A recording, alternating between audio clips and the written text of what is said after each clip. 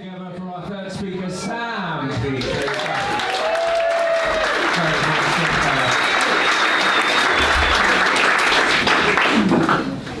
Here we go.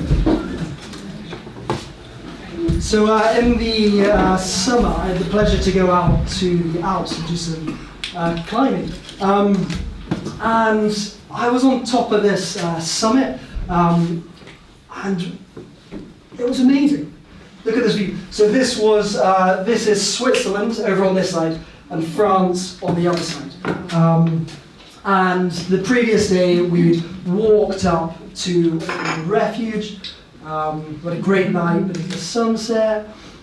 All early in the morning the next day, around 4 a.m, you kind of get up with someone shouting at you, walk across the glacier, do a bit of climbing to get to the top of the summit.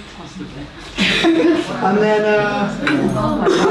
eventually we ended up about here. It's just under 3,500 meters. It's fantastic.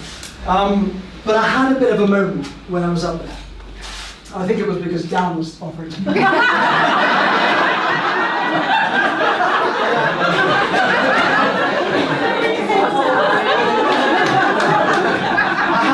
had a bit of a moment. That's why I'm having a moment for this. I had a bit of a moment. See, how on earth did I get here?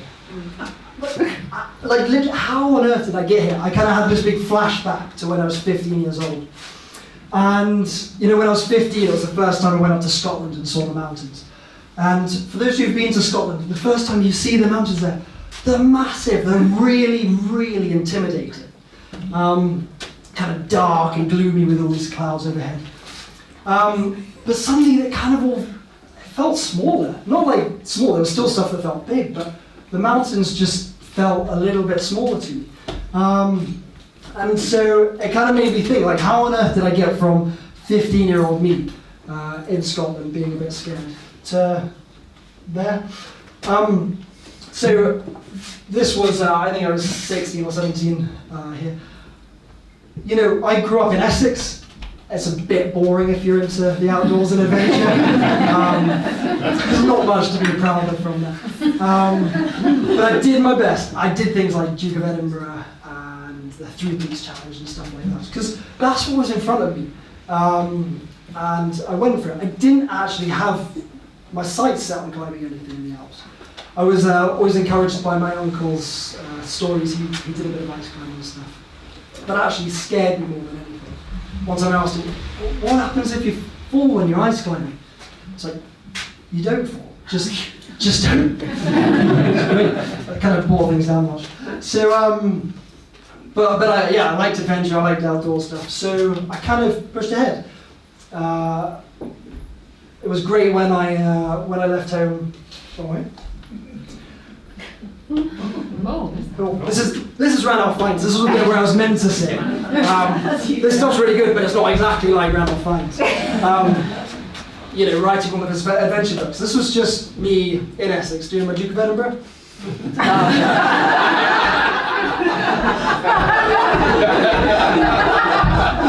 So, but I did leave home, go to the Midlands, big step up. And I got a car, started hill walking, which was great. Like, I just wanted to get up high and be outdoors. I'm going to use a volunteer. Okay. Volunteer? Yeah. Okay. So, hill walking's quite easy. You need a map and a compass. If you put that right. Thank you. The important thing is just to know how to navigate. So that's kind of what I worked on, and took up some friends into the hills.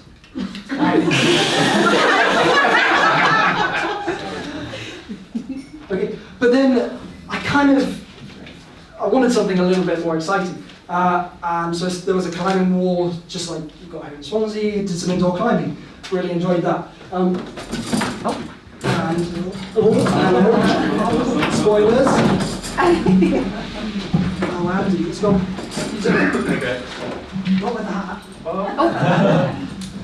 You keep talking. Yeah. I've got this. Okay, I do it so all the time. you need a harness. That's the thing, you need to learn how to put a harness on. And Andy's assured me that he knows how to put a harness on. So, did some climbing, that was great. And then at work I found some people who did climbing outdoors. That was really... Child. So we started doing some outdoor climbing, and to start off with climbing outdoors, it's quite nice. You go with someone who knows what they're doing, and you just kind of follow them up and let them do the hard work. But then at some point, got it? Yeah, ready.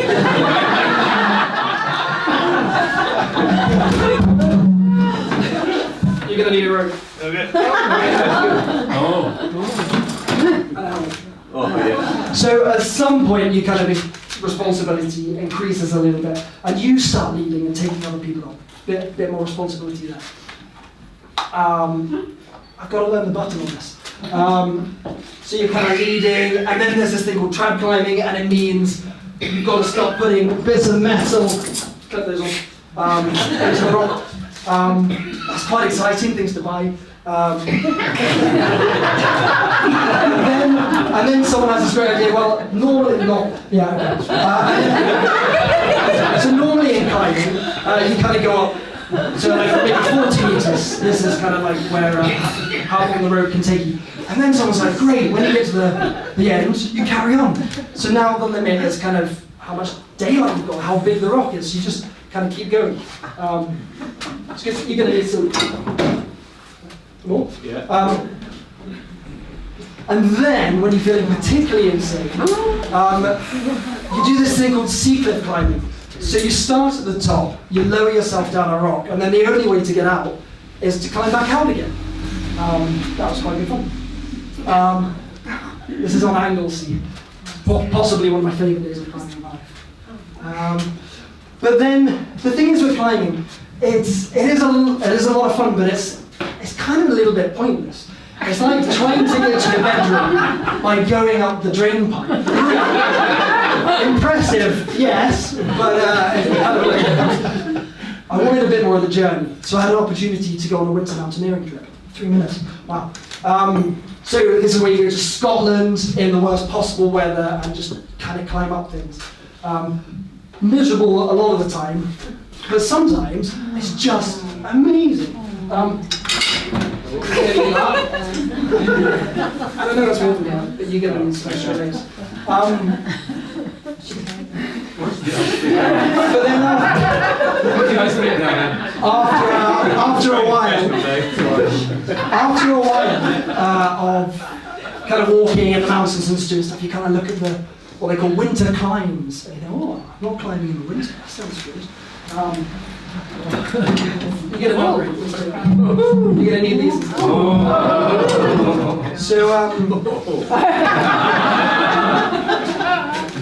So then you kind of get to climb up stuff in the winter using those, which is just kind of, isn't it? And again, you kind of get stuck in all these kind of crazy places. I really enjoy.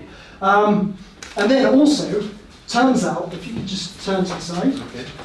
just hold one of them, just not like that. Turns out, thanks to Hollywood, that ice climbing actually prepares you for archaeology and also being in the jungle. The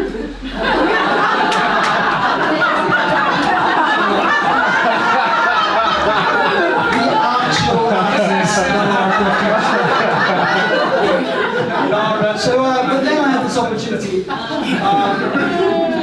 go to the Alps in 2016, and we did some climbing there, and we almost got to the top of a 4,000 meter peak, but we got to the top of another one that I learned from some brilliant mountaineers.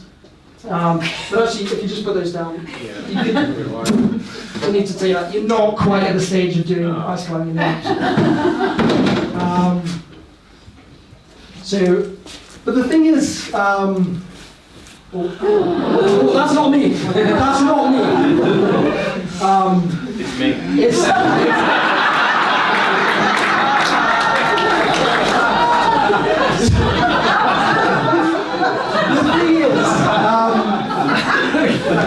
The thing is, with the Alps and the climbing, you know, when I was thinking about when I was on top of that summit, how did I get there? The truth is, there was 1,000 tiny steps. Yeah, some of them were mental, physical, fitness, practical, relational. Some of them I instigated and had to push hard. some of them were just opportunities that I had to grab hold of. There was also things that I missed and trips with friends that I'd done stuff with that I wasn't able to go on for various reasons. All these things, and then I was there, and everything kind of felt a little bit smaller. Oh no! So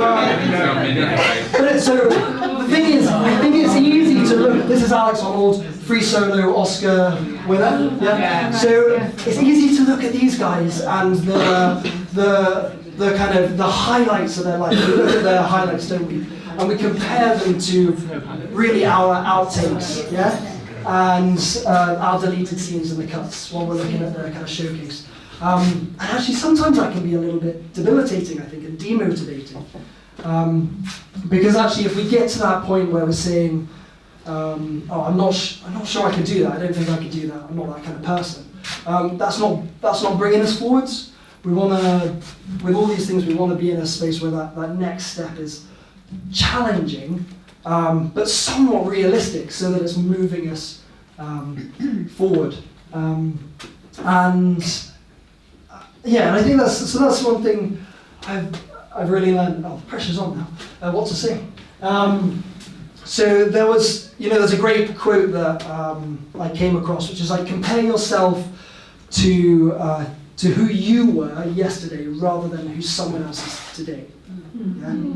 Compare yourself to who you were yesterday rather than who someone else is today. Nobody goes from zero to hero. Yeah? Everybody else has got, they've shared loads of struggles and things they've overcame and failures they've had to do, to go through. But, what is the thing, when you look back, what are the things that you can learn from, you can celebrate, like reflect on those, what are the things that you can, even if there's a failure, there's a place to build on from that. So, excited to see what I look back on in 15 years, I guess.